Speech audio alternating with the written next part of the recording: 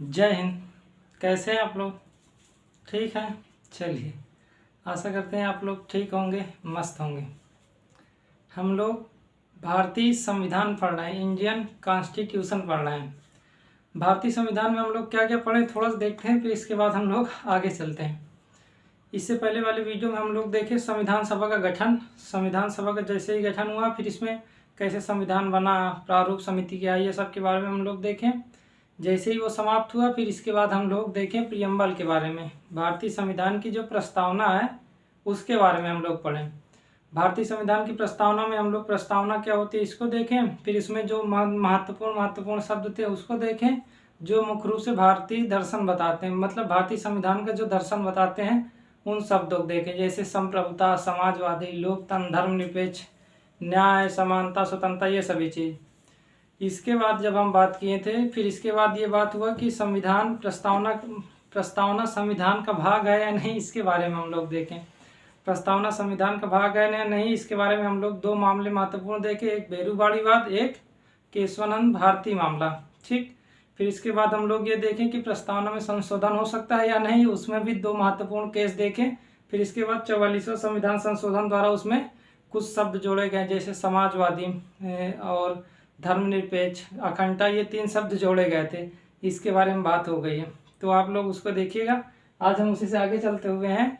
संविधान का जो भाग 1 है, जो चैप्टर 1 आप मान लीजिए, हम लोग देखें ना, हमारे भारतीय संविधान में 22 भाग हैं या 25 भाग हैं, क्योंकि उसको डिवाइड कर करके बढ़ा दिया गया, लेकिन आखिरी नंबर 22 ही है। ठीक, तो हम 22 मान के चल रहे हैं। तो हमारे जो संविधान में जो कितने भाग हैं, 22 भाग हैं। अंतिम भाग जो नंबर है वो 22 है, लेकिन संख्या अगर काउंट करेंगे तो वो 25 पहुंचेगा।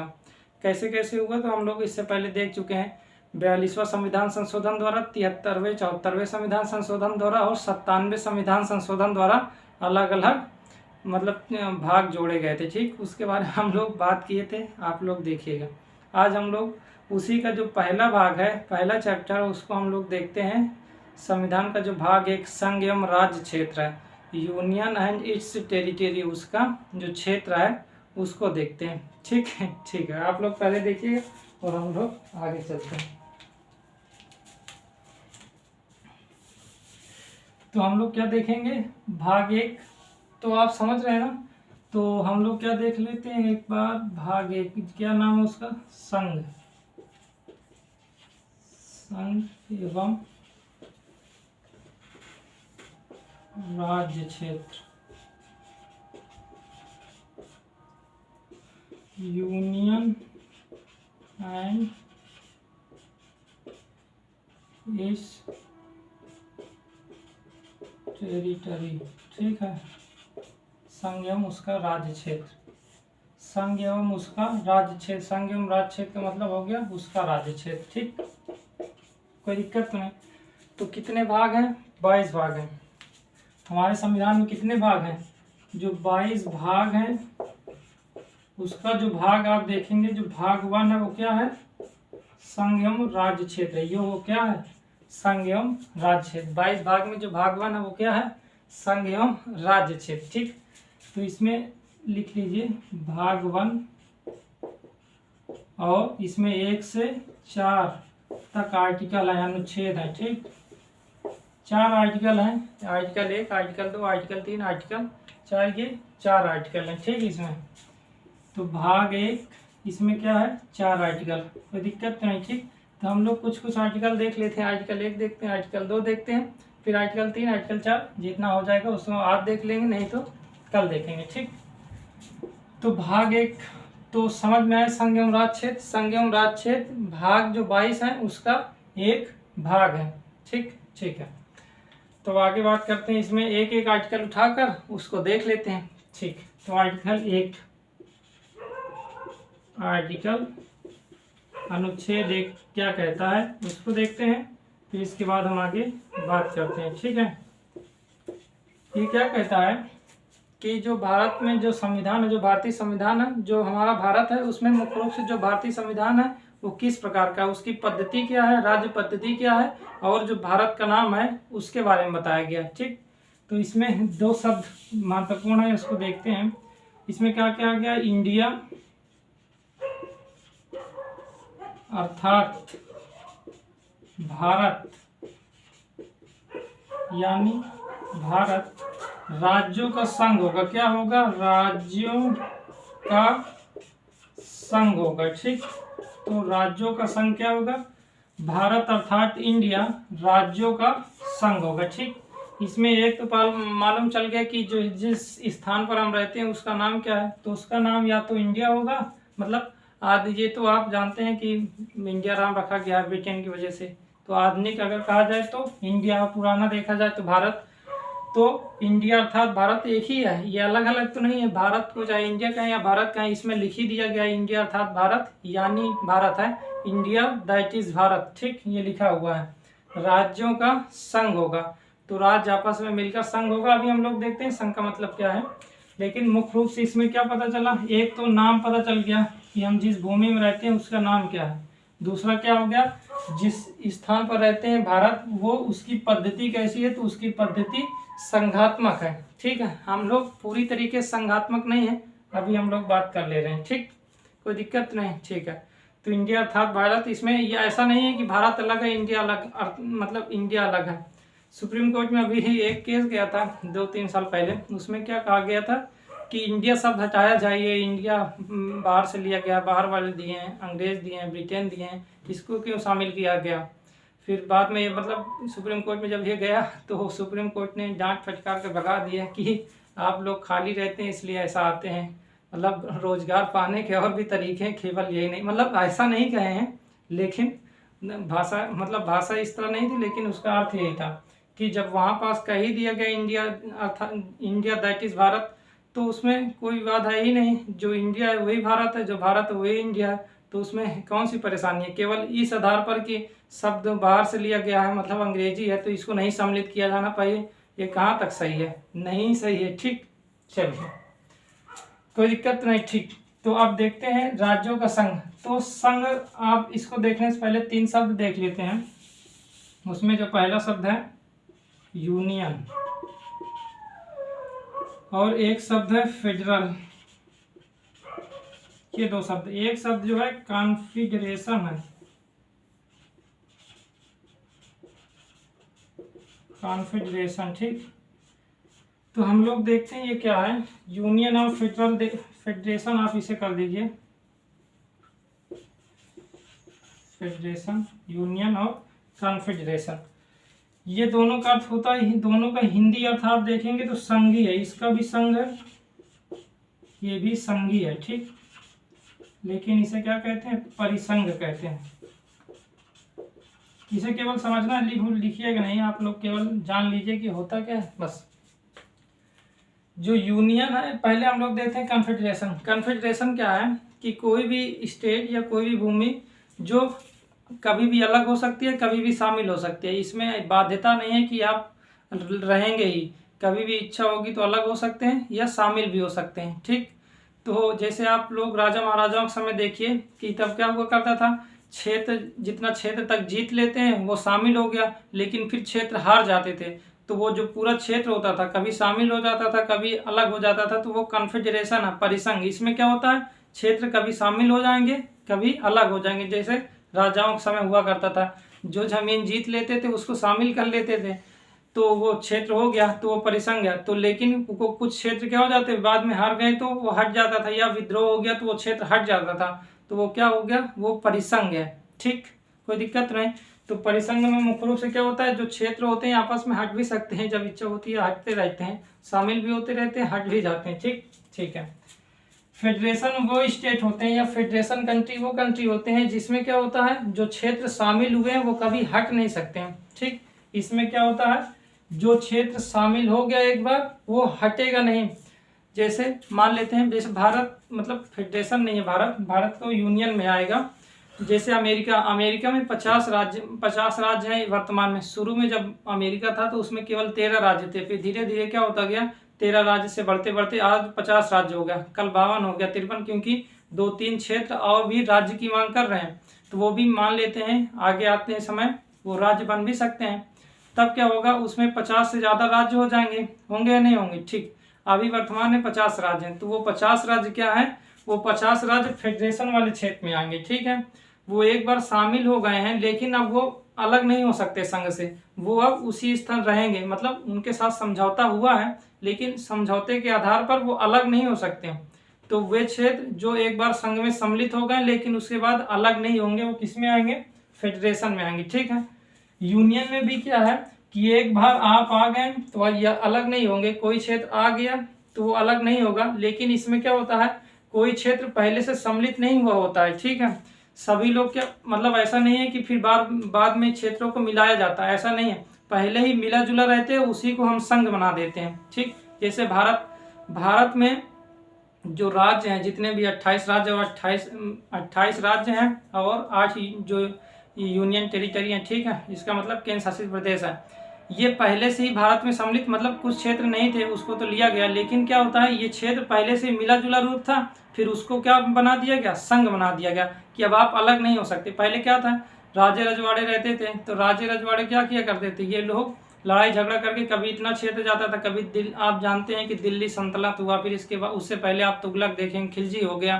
तो ये सब गुलाम वंश हुआ, ये सब थे। तो इसमें क्या होता था, क्षेत्र आते थे, क्षेत्र चले जाते थे, लेकिन जब अंग्रेज आए तो वो पूरे भारत को बांध दिए। ठीक, जब बांध दिया गया तो सभी क्षेत्र एक हो गए और उसी जो बंधा हुआ क्षेत्र हमको मिला उसी को हम संघ के रूप में परिवर्तित कर दिए कि अब आप लोग अलग नहीं हो सकते, अब आप लोग हमारे साथ ही रहेंगे। ठीक है, समझौता नहीं हुआ, क्या संघ किसी से समझौता नहीं करेगा, इसमें केंद्र किसी से समझौता नहीं करता कि आपके साथ ये समझौता कर रहे हैं तब आप आएंगे, किसी प्रकार का कोई समझौता इसमें नहीं होता है, लेकिन वो सब लोग पहले से मिला जुला रहते हैं, उसको संघ के रूप में परिवर्तित कर दिया जाता है। ठीक, तो ये तीनों शब्द समझ गए, केवल जानने के लिए था। तो राज्यों का संघ है, तो राज्यों का संघ यहाँ पास यूनियन के अर्थ में आएगा, डॉक्टर भीमराव अम्बेडकर जी कहे हैं, तो हम उसको देख लेते हैं, इसको रफ कर दें। ठीक,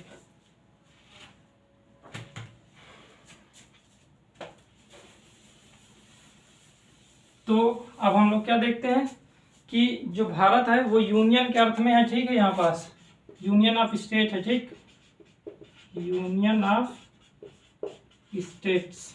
ठीक, तो अब फेडरल ऑफ स्टेट नहीं है, देखिए फेडरेशन तो अमेरिका में है लेकिन भारत यूनियन है। यूनियन का जो कॉन्सेप्ट चलता है, जो कनाडा नाम सुनते होंगे, तो यूनियन के कॉन्सेप्ट हम लोग कनाडा से लिए। ठीक है, संघ ही होता है, उसका हिंदी मीनिंग यूनियन का भी संघ होगा, फेडरेशन का भी संघ होगा, लेकिन क्या होगा, जो यूनियन है इसको हम लोग कनाडा से लिए हैं। ठीक है, फेडरल जो राज्य होते हैं वो अमेरिका वाले राज्य हैं, लेकिन जो हम लोग लिए हैं का मतलब जो संविधान सभा ली थी तो वो कनाडा से लिया गया था। ठीक है, यूनियन शब्द। ठीक है, तो जब संविधान सभा में बहस हुआ कि भारत का ये संघ का अर्थ क्या है, आप संघ का अर्थ तो बताइए, क्योंकि अमेरिका में संघ अलग है, कनाडा में अलग है, तो भारत का किस अर्थ में संघ है। तो उसमें संविधान सभा में आप लोग बताएं कि प्रारूप समिति के जो अध्यक्ष थे डॉक्टर भीमराव अम्बेडकर जी जो थे वो क्या थे, उन्होंने कहा कि ये संघ दो अर्थों में अलग है। ठीक है, ये संघ अमेरिका का संघ नहीं है। इसमें इन्होंने क्या कहा, यह संघ क्या है, जो भारतीय संघ है वो अमेरिका वाला संघ नहीं है। ठीक है, अमेरिका का संघ नहीं है। आप इसको लिखिएगा, क्या लिखेंगे, जो भारतीय संघ है वो अमेरिका वाला संघ नहीं है, ये अर्थ में अलग है। इसमें क्या होगा, जो संघ होगा उसमें तो एक तो अलग नहीं हो सकते, कभी भी अलग नहीं हो सकते। ये तो अमेरिका में भी है, वहां भी कभी अलग नहीं हो सकते। जो अमेरिका के जो 50 राज्य हैं वो भी संघ से कभी अलग नहीं होंगे। ठीक है, तो एक अलग नहीं हो सकते, अलग नहीं हो सकते। ठीक है, और दूसरा क्या है कि राज्यों के बीच समझौता नहीं हुआ, किसी प्रकार का एग्रीमेंट नहीं किया गया कि एग्रीमेंट साइन किया गया तब आप सम्मिलित हो जाएंगे। ठीक है, तो समझौता नहीं है, समझौता नहीं है, राज्यों के बीच समझौता नहीं है। ठीक है, तो राज्यों के बीच समझौता नहीं किया गया, किसमें नहीं किया गया, अपने संघ में, भारतीय संघ में। क्या, जो भारत का संघ है वो संघ दो अर्थों में अलग है। वो कौन कौन सा है, एक तो है अलग नहीं हो सकते, जो जितने भी राज्य हैं या केंद्र शासित प्रदेश, केंद्र शासित तो कभी अलग ही नहीं होंगे क्योंकि वो पूरी तरह से केंद्र के अधीन है। जो राज्य हैं वो अलग नहीं हो सकते, किससे, संघ से अलग नहीं हो सकते। दूसरा, राज्यों के बीच कोई समझौता नहीं हुआ, इसको लिख लीजिएगा, राज्यों के बीच किसी प्रकार का कोई समझौता नहीं हुआ, ये संविधान सभा में डॉक्टर भीमराव अम्बेडकर जी कह चुके हैं। ठीक है, राज्यों के बीच किसी प्रकार का कोई समझौता नहीं होगा। जब समझौता ही नहीं होगा तब क्या होगा, वो लोग एक मिला जुला रूप ही होगा। इसका मतलब जो यूनिटी ऑफ इंडिया लिखा है, भारत की एकता लिखा हुआ है, वो वास्तव में बनी रहेगी। नहीं तो अगर समझौता होगा कि हम इस आधार पर आपके साथ आ रहे हैं, या कोई भी आधार ले लीजिए, इस आधार पर आपके साथ आ रहे हैं, जैसे ही वो आधार टूटा वो लोग अलग हो जाएंगे। इससे क्या हो गया, जो प्रस्तावना में हम इससे पहले पढ़ चुके हैं कि यूनिटी ऑफ इंडिया लिखा हुआ, तो यूनिटी ऑफ इंडिया का जो मूल्य है वो तो समाप्त हो जाएगा। इसके बाद इंटेग्रिटी जोड़ा गया था। हम लोग देखे हैं 1976 में 42वां संविधान संशोधन हुआ था, उसमें इंटेग्रिटी जोड़ा गया था। ये सत्यनिष्ठा नहीं है, ये अखंडता है, ठीक है। तो आप इंटेग्रिटी मतलब सत्यनिष्ठा भी होता है ना, तो वो नहीं है ना, यहाँ अखंडता के अर्थ में, ठीक। इसको आप लिख लिए, ठीक है। तो रफ करें, इंडिया अर्थात भारत राज्यों का संघ होगा। जो यूनियन, फेडरल और कॉन्फेडरेशन होता है उसको समझ लीजिए, उसको लिखिएगा नहीं, केवल जानना था, इसको लिखना था जो बताया गया था। संघ, जो भारतीय संघ है वो अमेरिका जैसा संघ नहीं है। जो भारतीय संघ है वो अलग नहीं हो सकता, और दूसरा समझौता, राज्यों के बीच समझौता नहीं होगा। इतनी बात कही गई है, कोई दिक्कत तो नहीं है, ठीक। आगे चले ना, चलिए।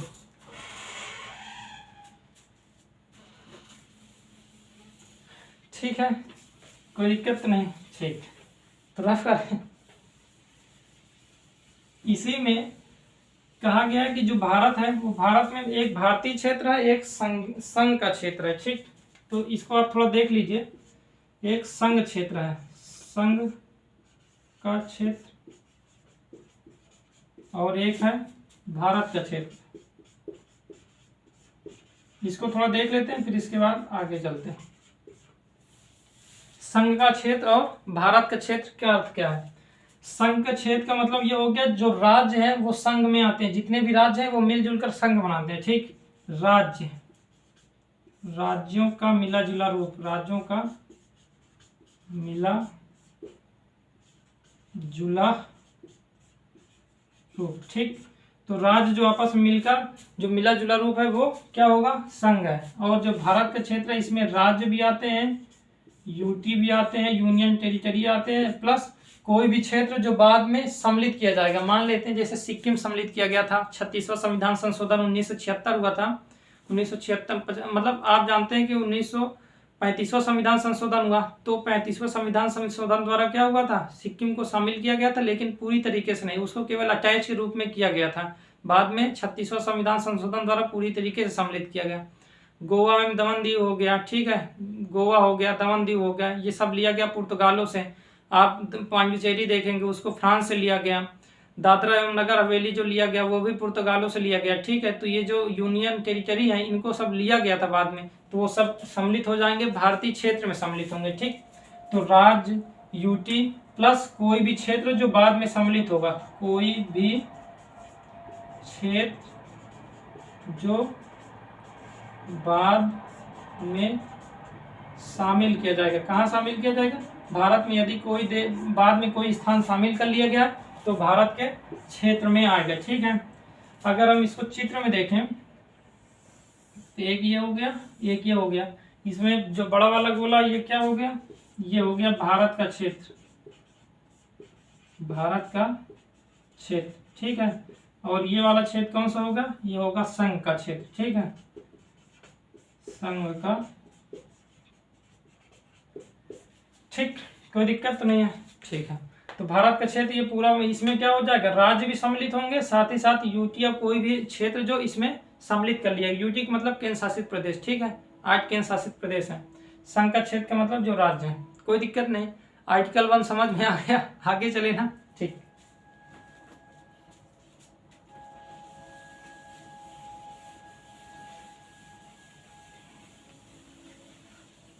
आर्टिकल थोड़ा 2 देखें।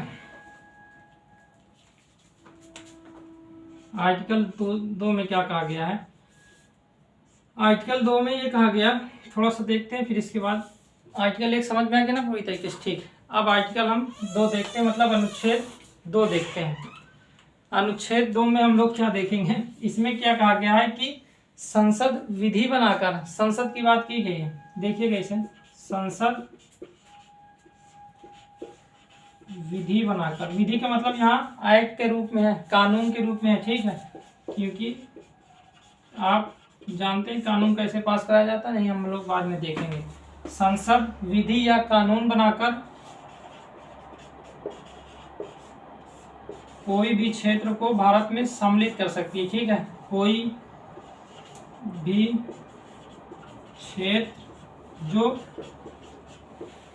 क्षेत्र जो भारत में सम्मिलित नहीं है, भारत में सम्मिलित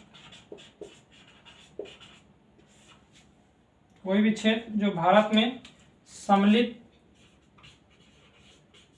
नहीं है, ठीक। संसद विधि बनाकर कोई भी क्षेत्र जो भारत में सम्मिलित नहीं है शामिल कर सकता है, शामिल कर सकता है। अगर इसको हम साधारण रूप से ये लिखें कि अर्थात आप लिख लीजिए कि किसी भी विदेशी क्षेत्र को भारत में सम्मिलित कर सकता है, किसी भी विदेशी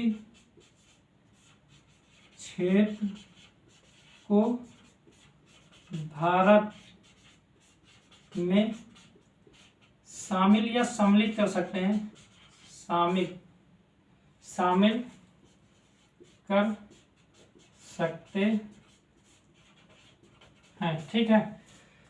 तो संसद विधि बनाकर, ये अधिकार संसद को है। आप ध्यान दीजिए, जहां हमारे संविधान में अगर आप संविधान आगे पढ़ेंगे तो उसमें कहीं कहीं पास क्या लिखा हुआ है कि कुछ विधि बनाकर, संसद भी कुछ विधि बनाकर वो कार्य कर सकती है, कुछ विधानमंडलों को भी दिया गया है, ठीक है, कुछ अधिकार राज्य सरकारों को भी दिया गया है, कुछ तो केंद्र सरकार के पास तो रहता ही है। तो कुछ स्थानों पर जैसे यहाँ संसद लिख दिया गया स्पष्ट रूप से, कहीं कहीं आगे हम लोग देखेंगे संसद भी लिखा रहेगा या विधानमंडल भी लिखा रहेगा। विधानमंडल का मतलब विधान सभा और विधान परिषद दोनों का मतलब है, यहाँ संसद का मतलब लोकसभा और राज्यसभा दोनों से है, ठीक है। तो संसद विधि बनाकर कोई भी क्षेत्र जो भारत में शामिल नहीं है उसको सम्मिलित करता है, अर्थात जो विदेशी क्षेत्र होगा, कोई भी बाहरी क्षेत्र होगा, उसको भारत में हम लोग सम्मिलित कर सकते हैं। वो आर्टिकल 2 के तहत होगा, ठीक है। आर्टिकल का मतलब अनुच्छेद 2 के तहत आप क्या कर सकते हैं, किसी भी विदेशी क्षेत्र को भारत में सम्मिलित कर सकते हैं, ठीक, ये कह दिया गया। अगर एग्जाम्पल देखना हो इसमें तो सिक्किम का नाम तो आप लोग मतलब सुने ही होंगे कि सिक्किम एक राज्य है।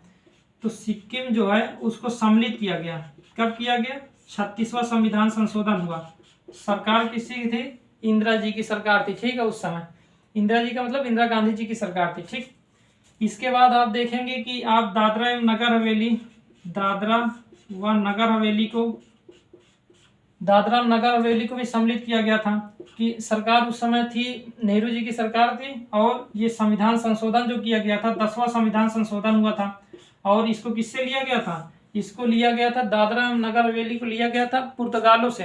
पुर्तगाल हमारे भारत में सबसे पहले आए थे और सबसे बाद में गए हैं, सबसे पहले आए और इसके बाद 1961 में गए, ठीक है। 1961 में कार्यवाही की गई थी जब गोवा और मतलब आप देखेंगे कि दमन और दीव को नहीं दे रहे थे। बाद में नेहरू जी ने क्या किया, पुलिस कार्रवाई की, मतलब इंटरनेशनल लेवल पर क्या हुआ, थोड़ा सा कुछ घटनाएं घटी, फिर उसके आधार पर नेहरू जी ने क्या किया था, फिर पुलिस को भेजी और पुलिस फिर क्या करी, मतलब मान जाएंगे ही। अब आप जानिए कि गोवा और दमन दीव कितना है, अब पूरे भारत से कैसे लड़ेंगे, मतलब अपने देश की बात तो अलग है, यहाँ पास छोटे से क्षेत्र में कैसे क्या करेंगे, ठीक।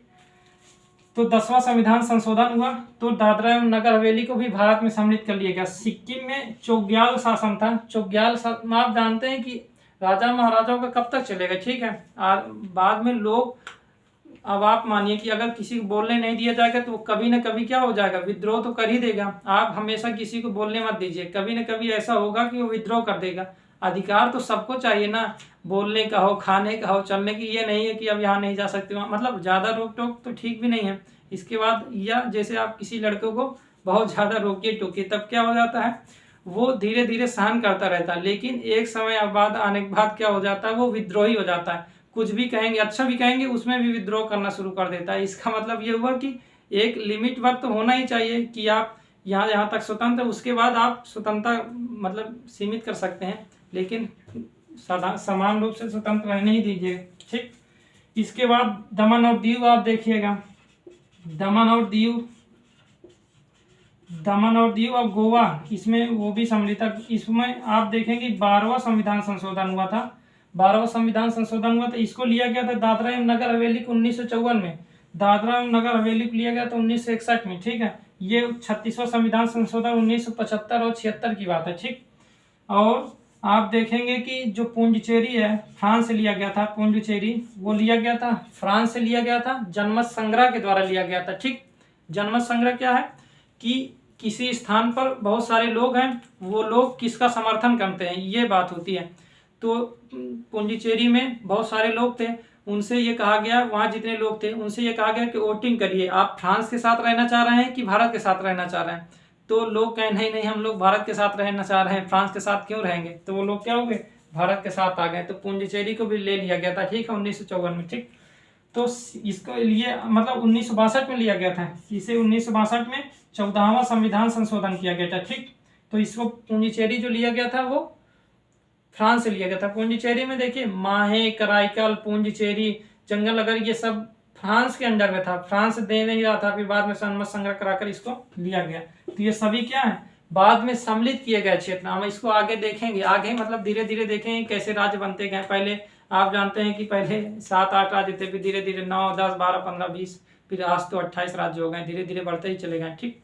ठीक है, तो आर्टिकल 2 समझ में आ गया, ठीक है। एक बात आप याद रखिएगा कि ये जो संसद विधि बनाकर कोई भी क्षेत्र सम्मिलित कर रही है, इसे संविधान संशोधन नहीं मानेंगे, केवल इसको सुन लीजिए। हम आर्टिकल 4 में आएंगे, जैसे ही अभी 2 चल रहा है, जैसे ही 4 में पहुंचेंगे वहां स्पष्ट रूप से ये बताया गया है कि आर्टिकल 2 और आर्टिकल 3 को, इसके आधार पर यदि कोई संविधान में कहीं भी संशोधन होता है तो उसे संविधान संशोधन नहीं मानेंगे, ठीक।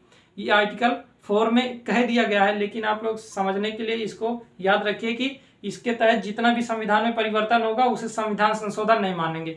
संविधान संशोधन केवल एक आर्टिकल से माना जाता है, वो है 368 आर्टिकल। अगर आप देखेंगे 368 आर्टिकल है, ठीक है। 368 आर्टिकल में 2 प्रावधान है, इसमें एक तो विशेष बहुमत है, अविशेष बहुमत दूसरा है। विशेष बहुमत के साथ आधे राज्यों का बहुमत होता है, 2 बहुमत है। इसमें हम लोग जब बेसिक स्ट्रक्चर पढ़ेंगे तो वहां पास देखेंगे, ठीक। तो 368 के तहत संविधान संशोधन माना जाता है। आर्टिकल 2 के तहत यदि संविधान में कहीं भी परिवर्तन होगा तो उसे संविधान संशोधन नहीं मानेंगे। आर्टिकल 1, आर्टिकल 2 स्पष्ट रूप से समझ में आया, ठीक है। अब हम लोग क्या करेंगे, कल देखेंगे, इतना बहुत है।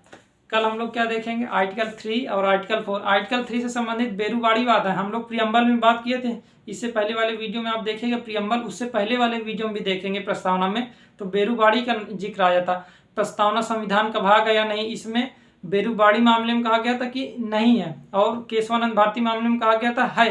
तो यहाँ पास आएगा आर्टिकल 3 का जिक्र आएगा, कल हम उसको देखेंगे, ठीक। कैसा लगा बताइएगा, हम लोग मिलेंगे कल। पिछले वाले वीडियो देख लीजिएगा प्रस्तावना, उससे पहले वाला संविधान सभा के बारे में, ठीक। चलिए ओके, बता दीजिएगा, ठीक।